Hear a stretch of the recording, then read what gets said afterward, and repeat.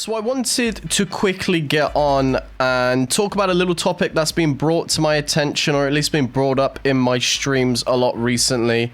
Little plug for myself, if you didn't know, I stream practically live every single day over on twitch.tv/YouTube tbanj. I'll leave it in the comment section below as well. We could have a fight to start off this little commentary. This could be interesting. So a lot of people have been talking about at the moment whether or not Albion Online is going pay to win. And now this has basically come from Albion Online sucking on the titty of greed to try and milk as much money as they can out of their players, basically from introducing learning point tomes into the game. If you didn't know, right now in the Albion store, the biggest thing they are promoting are these books right here, that for like this one, for example, $100 gives you 10,000 learning points, and 10,000 learning points in the game roughly equates to, I think, about 3 or 4 weapon trees maxed out. Especially with the new learning point system, basically you get 5 times more fame now, which, to be honest, I still didn't understand how it works, because you pretty much sped up your fame farming by 5 times anyway when you were using learning points. To be honest, I don't really understand it too much, so maybe this isn't the right person to make the video on this. But basically what you can do with learning points is you can just practically speed up your progression in the game by 5 times. And now, if you didn't know as well, we've had a lot of creators coming into the category at the moment, because basically Albion is paying a lot of larger creators to come and stream the game, basically on some Mission Impossible, what's it called, crucible plan thingy. I don't even know what it is, but basically they're paying streamers to come into the game and try and, you know, boost Albion's audience, at least over on the Twitch side of things. And now it sounds like something out of Dr. Doofenshmirtz's laboratory with how sneaky of a plan this was,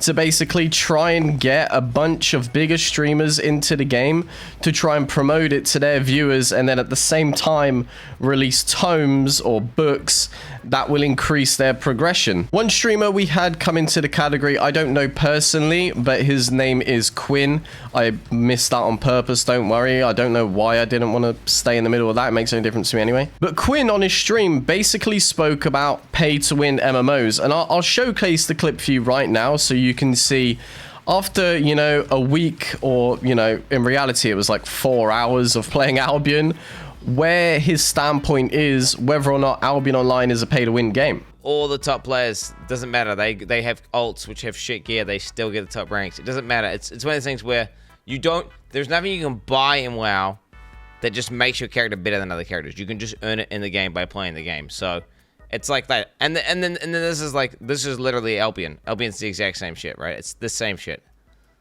That it's the same thing as WoW, where you've got the fucking boosts. You can buy fucking shit.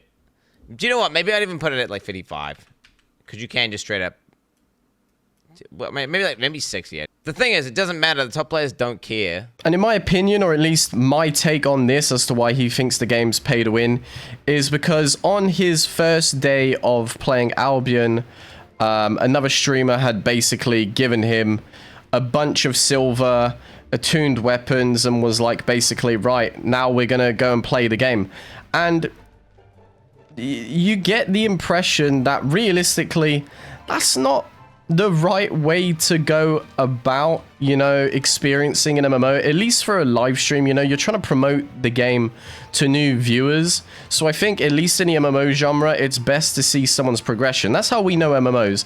An MMO is basically like your role play of, you know, you start at level 1 and you make it up to max level. Like, that's kind of how we know MMOs, right? So I can understand fully why his opinion of Albion is that of it is a pay-to-win game. Or I think he put it at like 60% or something like that. I actually need to watch over the video again, unless I spread false information, but I'm pretty sure it was around about 60%. And you can kind of understand why he believes that.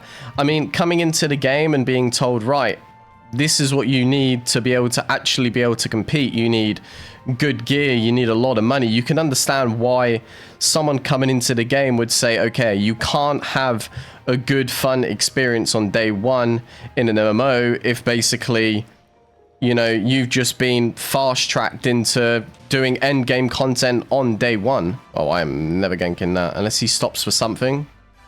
Decides to dismount for some reason. It's not happening.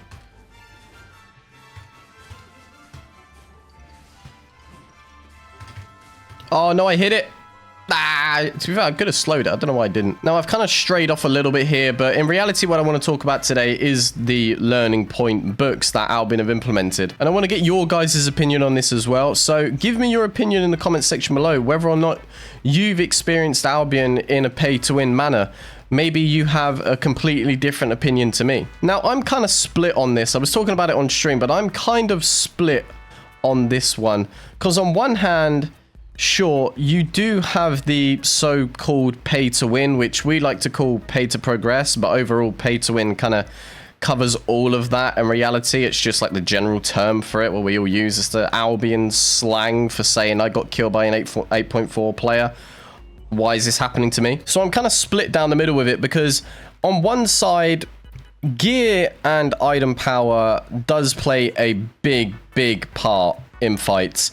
You know, around about 100 item power is around about 10% damage without thinking about other stats. So every 100 item power somebody has on you, they basically, for example, if like we're taking like beef stew into account, they basically have an extra food on top of you. So with that being said, somebody who plays Albion, I would say traditionally the median tier and enchantment that people go is around about 4.3, tier 7 equivalent. And now if you're introducing a way for whales to come into the game and, you know, say, screw all the grind, like I have money, let's just swipe, let's just progress through this shit, and let me go buy 8.4 gear.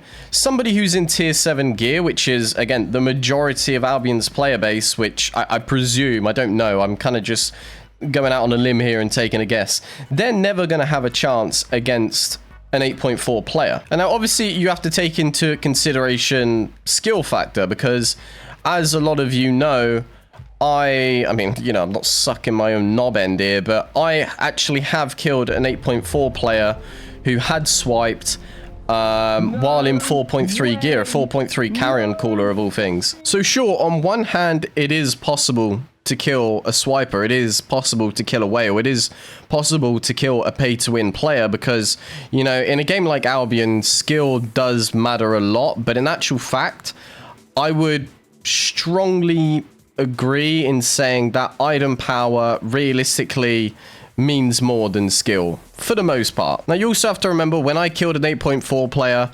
I've, you know, played the game for 2.5 years, practically, you know, every single day. I mean, playing Albion is kind of my job. So I've put a lot of hours into Albion. And the player I killed in 8.4 gear, practically, I'm pretty sure, didn't even have 10 kills yet. Looked like they've only been playing the game for, in reality, like maybe 30, 40 hours total based off their, you know, stats and their kill board, their death board, all that type of shit. But now, obviously, I'm built different, okay? You know, I am a good player in Albion. There's no disagreeing. There's no point shying away. I do know what I'm doing, so that is something to take into consideration. But most players don't have the time to play Albion as much as I do. You know, I'm a content creator. I play Albion, like I say, for a job. This is what I get paid to do.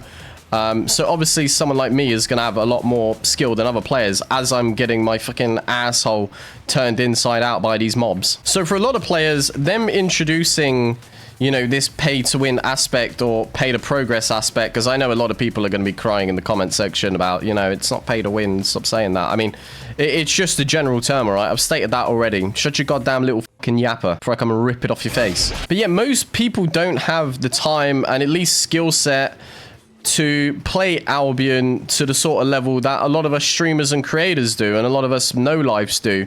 So for a lot of players, this whole pay-to-win, you know, learning point tome implementation is quite literally a horrible factor. Now, from Albion's standpoint, this is an absolute fucking genius move. A lot of you guys got to realize that while Albion does truly care about its player base, you know, I've spoken to devs directly about changes and like different things that they've done over time. They basically have an explanation for everything. And you have to remember that Albion is a business, you know. Albion Online, at the end of the day, whether you like it or not, whether the changes they make to the game affect you personally, whether you dislike them or, you know, like them, Albion is a business. This is still a company that owns the game and promotes the game to make money. There's no denying that. If they didn't, we wouldn't have the game in general. So from Albion's point of view, it's like Plankton finally found the secret formula, and now they're making a lot of money basically off making players avoid the things that they don't want to do, which is progress. A lot of players complain about, oh, I need to spec up, I need to do this, I need higher IP if I want to win fights. Well, now, if you have the money to do so, Albion is offering you that feature. And it's all, like I say, in perfect timing with them releasing this Crucible event with bigger streamers by, you know, trying to promote the game to newer players and, you know, just trying to get as much money as they can out of new players who are seeing the game, might enjoy the game, and now just want to fast track their way to, you know, making it to the big leagues. So now for me personally, as I mentioned before, like for me it's great. Okay, for me it's great because now I've got a lot of players who have no idea what they're doing coming into the game, swiping and potentially trying out lethal content, so I can just farm the shit out of them with low tier gear anyway and get good content. And at the same time, with them pushing an IP cap on yellow zones, I feel like it's definitely a move to try and get some of these players into the lethal zones so they can truly see what their gear does, because now wearing 8.4 in yellow zone is absolutely pointless. I mean, you're IP capped to hell, so it's a much fairer fight. And I feel like a lot of people who are going to be spending that amount of money on the game want to see a difference, you know. They want to see, you know, how much that big juicy gear that they bought can do. And at the same time, with them adding orange zones to the game now, it's all just honestly perfect timing, because now players, you know, they get a taste for loot. They get a taste for what it feels like to rob someone's inventory, so they're more inclined to getting into lethal content because of that. And I kind of, you know, I've got an opinion, and a lot of people might disagree with this opinion, but I feel like implementing orange zones in actual fact was an awful idea. I mean, to be honest, this opinion is going to be very controversial, but I feel like adding any new content into Albion at this point is just generally an awful idea. Now, here's something that you guys need to remember. Albion basically only gets around about a daily average active daily player base of around 30 to 50,000 players. It's anywhere between that margin. And with that being split across 3 servers, you have to remember that that doesn't leave a lot of players in each content. So now with each and every update they do, the amount of players in each content, for example, Miss. A lot of people have been coming into my stream and complaining that Miss are dead. I've been talking about the fact that roads are dead. I mean, it's obviously like an ongoing joke within Albion, but it's truly becoming a reality at this point. And I think Albion are at the stage where they know that they can't realistically promote to new players, because anyone who plays MMOs has probably heard of Albion and just don't want to get into it for whatever reason. So what you're seeing is not enough growth in Albion to support all the different types of content that we have available in Albion. And now for new players, it's great because they have so much diversity in what they want to do. You know, whether they want to go corrupted, whether they want to go into Mist, whether they want to do the new depths content, whether they want to do roads, whatever it might be. They have a lot of diverse content. But for someone who's been playing the game for, you know, 2 to 3 years now, I'm really seeing the point where each update and each new content added to the game is almost slowly killing it. So going back to it, I feel like the main reason as to why they've implemented these new learning book tome thingies is because they probably kind of realize, again, at this point, it's going to be a struggle to get any new players in.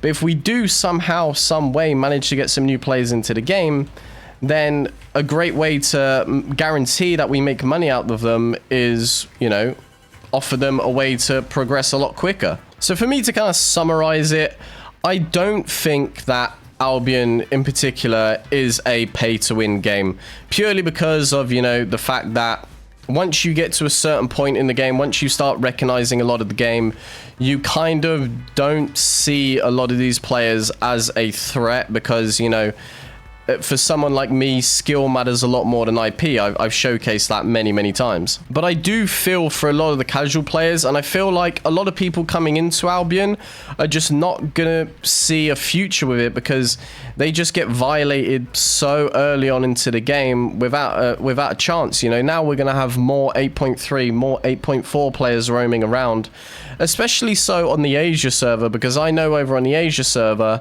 there are a lot of swipers and a lot of people who don't have time to play the game. So your more casual players are just going to get bullied out of every single content they do. And I mean, a lot of people are going to argue the fact that you could always buy gold anyway, you could always buy tomes, but this is truly like a big stepping stone in saying, right, now you need even less fame to progress, but they're offering it to you in your face, saying like, you need learning points if you want to do anything in the game, or if you want to progress faster in the game. Here are learning points, but swipe. So for me, that truly is a shame. I think MMOs should be played how they're intended. You know, obviously I do understand Albion's a business, but you truly need to role play MMOs for them to be enjoyable. And I feel like once you put things behind like a paywall like that, it sort of becomes, you know, it sort of takes away from the enjoyment of what an MMO should be. You know, like I said earlier, the progression, the role playing, the building up your character, being unique. But I'd love to hear your guys' opinion about it anyway. I mean, for me, the general reason why I made this video was to go on a little bit of a rant and, you know, just generally talk how I don't particularly like the direction in which Albion's taking. There's a lot of subtle little changes that make it difficult to keep playing Albion, and as a lot of you know, my love for Albion is slowly falling out of touch. So overall, no, I don't think Albion is a pay-to-win game in any way, shape or form, realistically, but it is truly a shame to see it go in this direction of actually punishing the more casual players by saying like, someone is now going to be better and stronger than you purely because they have money. We've all seen those sorts of games before.